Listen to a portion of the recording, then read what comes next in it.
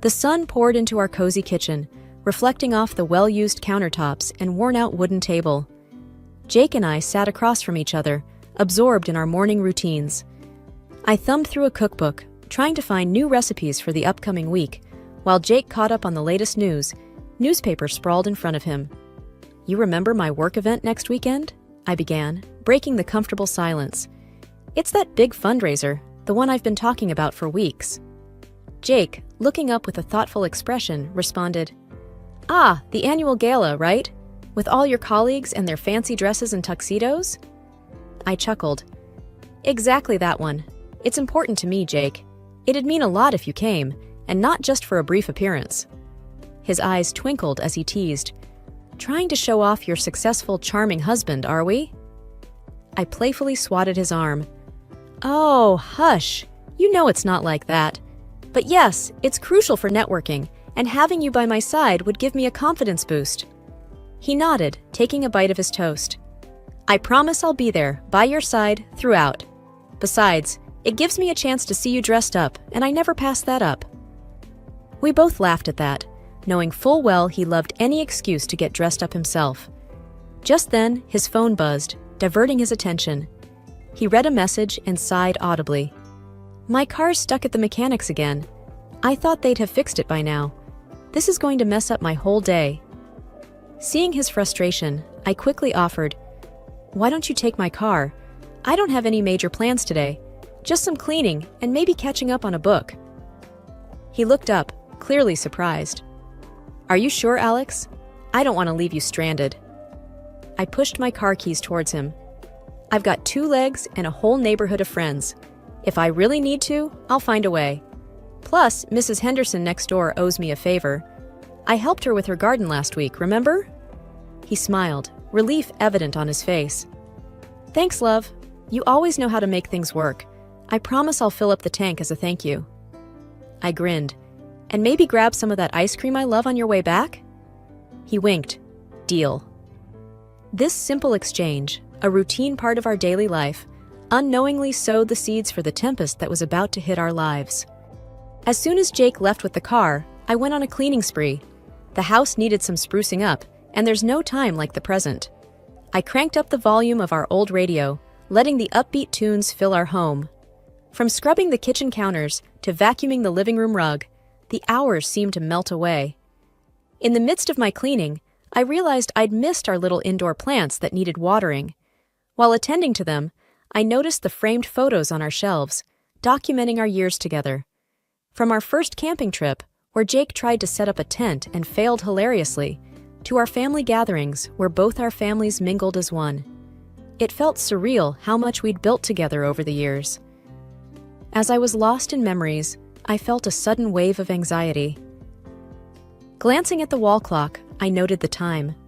It had been hours since Jake left, and I hadn't heard a word from him. Pulling out my phone, I checked for missed calls or texts. Nothing. Just as I was crafting a message to him, my phone rang, the screen showing unknown caller. Taking a deep breath, I answered, "Hello? Is this Mrs. Alex Williams?" The voice, firm and unfamiliar, sent a chill down my spine. "It is.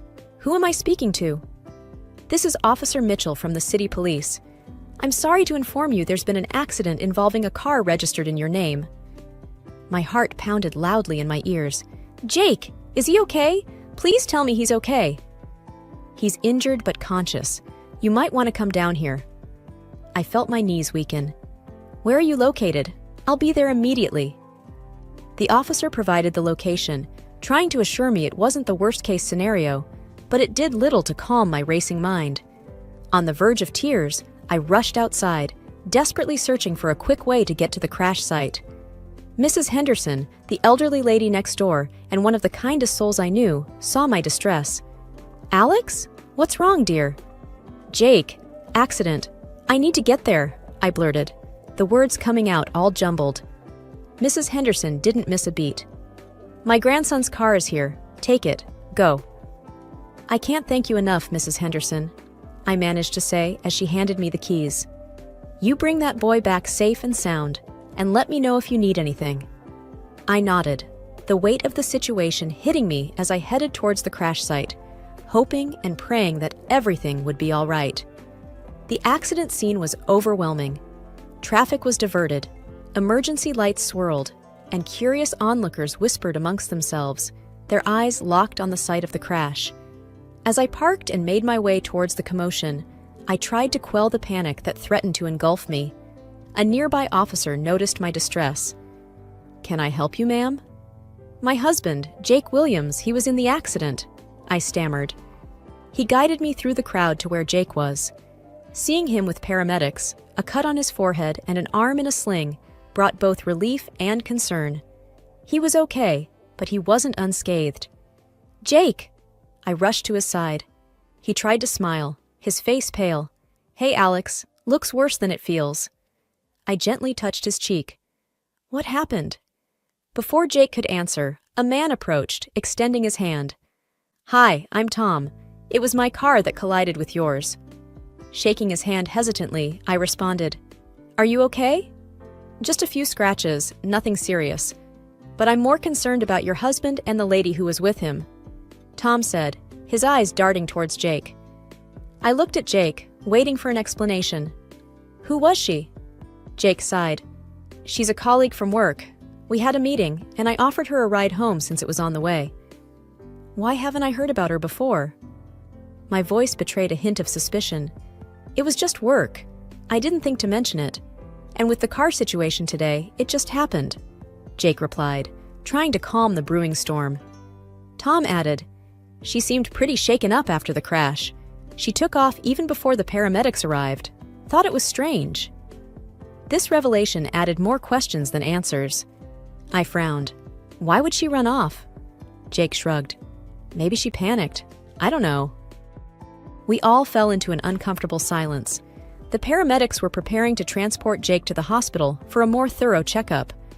As we prepared to leave, Tom, trying to make amends, said, "I'll take care of the insurance and all. I should have been more careful." I nodded, my mind preoccupied with the mystery passenger and what that meant for our relationship. As the ambulance started up, I made a silent vow to uncover the truth, no matter where it led. After ensuring Jake was settled in his hospital room, my thoughts shifted to the DVR in our car. It was a relatively new addition, a birthday gift from Jake after I'd mentioned wanting one.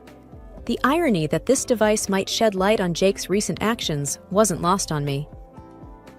"I'll be back soon, Jake," I whispered, giving him a light kiss on the forehead. He seemed drowsy from the pain medication. "Where are you going?" he mumbled. "Just need to sort out some things related to the car. I'll be quick," I reassured him. Heading back to the accident site, the tow truck was already loading our battered vehicle. "Excuse me," I approached the driver. "I need to retrieve something from the car." He looked me over, likely identifying me from my earlier presence at the scene. "Sure, be quick." I nodded, opened the passenger side, and swiftly removed the DVR, hoping its contents remained intact. Back home, my hands trembled as I connected the device to our television. The first few clips were mundane, trips to the grocery store, a visit to my sister's house. But then I found the footage from earlier that day. It began innocently enough, Jake driving, occasionally switching radio stations. Then a woman entered the frame. Even from the side profile, I recognized her. It was Melissa, a coworker Jake had occasionally mentioned. Their conversation was casual at first. They discussed a project they were collaborating on, some office gossip. But as the journey continued, their chat became more personal. They laughed at shared memories, and Melissa reminisced about a fun night a few weeks ago. My heart sank further when the crash happened on the screen. I watched as Melissa, in a moment of panic, hugged Jake tightly and then planted a fleeting kiss on his lips before escaping from the scene. The weight of what I'd seen pressed down on me. Their relationship wasn't just professional. I felt betrayed, hurt, and unsure of what to do next. Taking a deep breath, I ejected the DVR and placed it in a drawer. Whether it was evidence of infidelity or just a friendly bond taken out of context, I needed to confront Jake. But for now, I needed some time alone to process everything. The sun shone a bit brighter the next morning, but its warm rays did little to alleviate the storm inside my heart. With every passing second, the DVR footage played in my mind over and over. But I wasn't going to suffer in silence. It was time everyone knew about Jake's deceit, especially those who believed in our perfect union. I started with Lucy, my oldest and dearest friend. Our history stretched back to our school days, long before Jake entered the picture. "Lucy," I began as soon as she picked up, "I'm having a get-together at our place tonight. Jake's coming home from the hospital." She sensed the unease in my voice. "Alex, what's wrong? Why the sudden party?" "Just come over," I urged. "There's something you need to see." Next, I phoned Jake's family. His mother, always so warm towards me, was delighted. "That's a wonderful idea, dear. We've all been so worried." I could hear Jake's father in the background. "Make sure there's beer," he shouted jovially. Even Michelle, Jake's overbearing sister, was pleased. "It's about time you did something right for my brother," she remarked snidely. Throughout the day, I busied myself with preparations. There was food to be cooked, wine to be chilled, and a living room to be rearranged for the night's entertainment. By the time guests began arriving, our home was filled with the tantalizing aroma of roasted chicken and baked goods. Jake, having been discharged earlier, walked in to find our house bustling with activity. He looked surprised, yet pleased. "What's going on?" he asked, a small smile forming on his lips. I forced cheeriness into my voice. "Just a small gathering to let everyone see that you're all right." He leaned in, kissing my forehead. "You're full of surprises." Lucy, who had been watching from a distance, approached us. "Glad to see you up and about, Jake," she said, though her eyes were questioning as they met mine. The evening progressed, filled with light-hearted banter and the clinking of glasses. Michelle was, predictably, the loudest, sharing stories of Jake's childhood, much to his embarrassment. The laughter and chatter provided a stark contrast to the turmoil inside me. As dinner ended and people moved to the living room, I knew the moment had come. "I've got something to show everyone," I announced, holding the DVR remote. Jake looked puzzled. "What's this about, Alex?" I pressed play without answering. The room fell silent, save for the video's audio. As the scene with Melissa played out, gasps filled the room. Jake's face turned ashen, realizing what was happening. As the video ended, Lucy broke the silence. "Alex, what was that?" Jake, flustered, tried to interject. "It's not what you think." The room was abuzz with whispers, and all eyes were on the two of us. The stage was set for Jake to finally explain himself. The weight of the truth descended heavily on the room, muffling the chatter that had once filled it with joyful noise. Stunned faces looked from the now silent screen to Jake, their expressions ranging from shock to disappointment. Lucy, forever the anchor in my life, was the first to voice her confusion, her eyes darting between Jake and me. "Alex, why would you show this? What's happening?"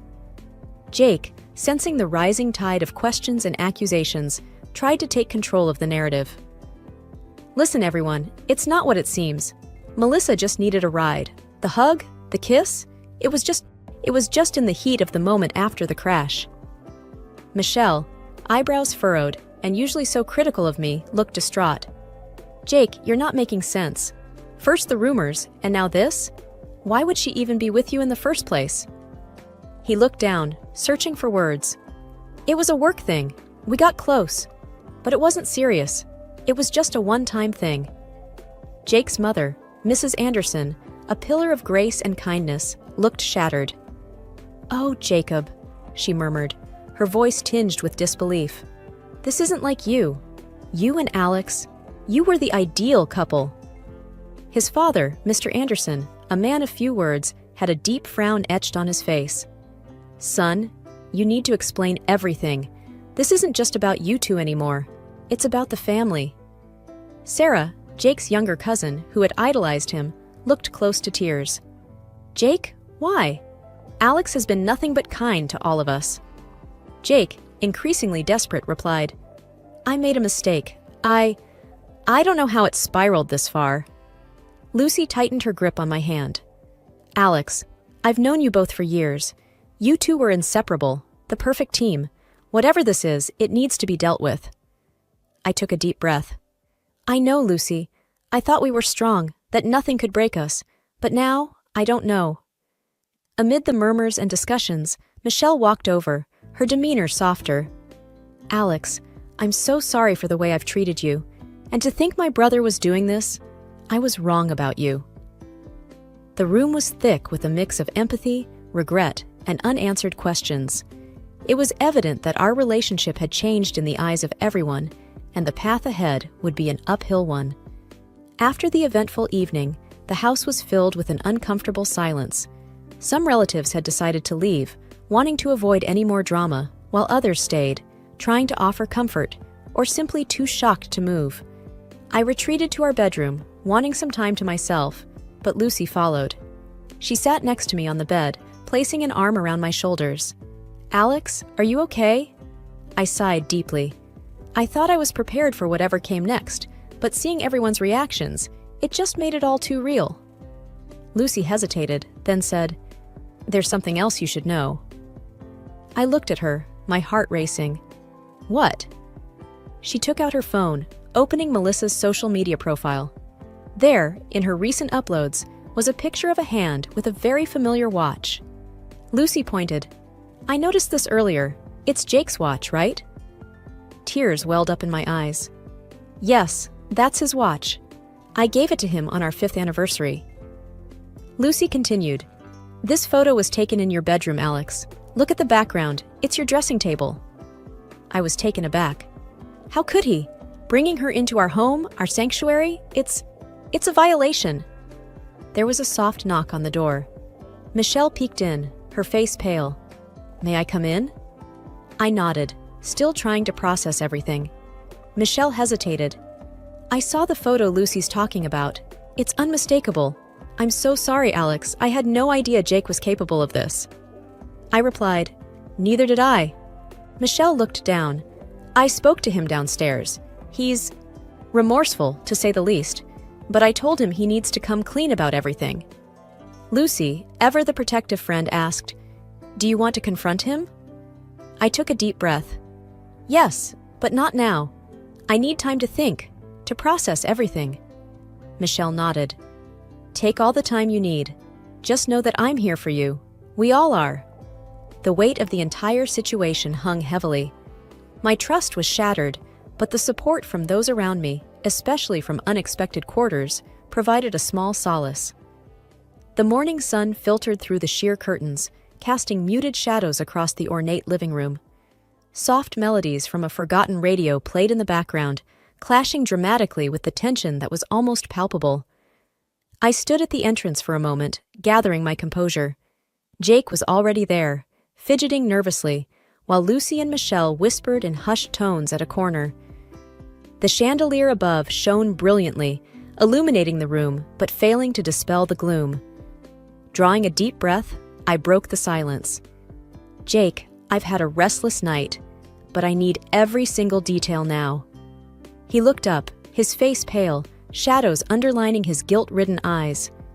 "Alex, it's complicated, but you deserve to know." Lucy snorted derisively. "Complicated? Cheating on your wife is complicated? Spare us the theatrics." Jake shot back, clearly agitated. "Lucy, this is between me and Alex. Stay out of it." Michelle, always the peacemaker, stepped forward. "We're all involved now, Jake, but let's keep this civil." I nodded. "She's right. Start from the beginning, Jake." Rubbing his forehead, Jake began. "A few months ago, with all the pressure at work, Melissa was the one person who understood what I was going through. We were just friends at first, but things spiraled out of control." Lucy, unable to contain her anger, exclaimed, "And you thought bringing her to your home was a good idea? Where's your respect, Jake?" Michelle sighed deeply. "Lucy's right. That's just unforgivable." Jake, close to tears, responded, "I regret it every single day, every moment. But Melissa, she has this pull. It's not an excuse, but I felt trapped." Lucy's voice dripped with sarcasm. "Oh, the trapped card. Classic." I intervened. "Enough, Lucy. Jake, was our marriage ever real to you?" Jake's voice broke. "It was, Alex. It is. I made a terrible, terrible mistake. I can't change the past, but I'd do anything for a chance at redemption. Michelle, her eyes moist, said, "Jake, some things once broken can't be mended.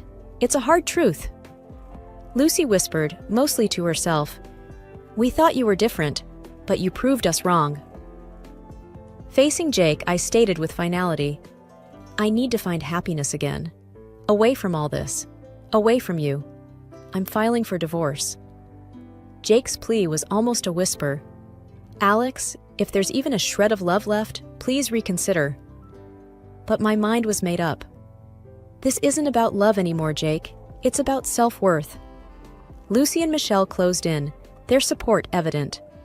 As I moved towards the door, I threw one last glance at the life I was leaving behind, a chapter closing, and a new one waiting to unfold.